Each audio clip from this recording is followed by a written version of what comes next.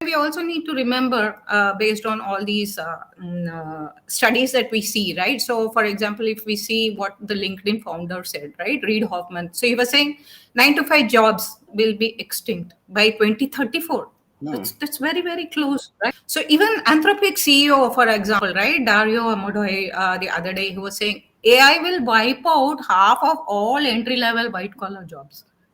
So there is a number of processes that were holding us back because of manual repetitive work.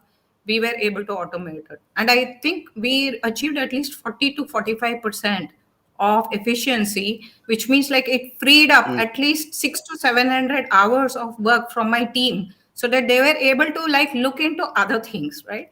So not only was it able to like solve problems from the past, but it could also help us predict roadblocks that can come in our project plans. So it can be predictive to a large extent. So given any industry, I think the predictive analytics part will be available with AI to a very, very beautiful extent. But the prescriptive part, I think, should still remain with humans.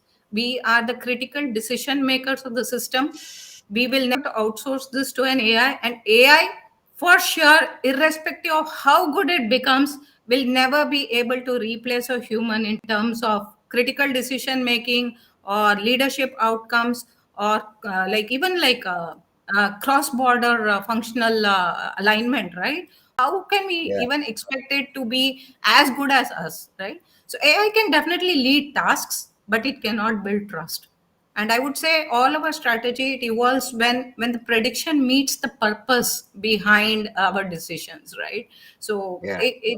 there's something like intuition or empathy, which are core human values, which will never be replaced by a machine created on Earth or created in Mars.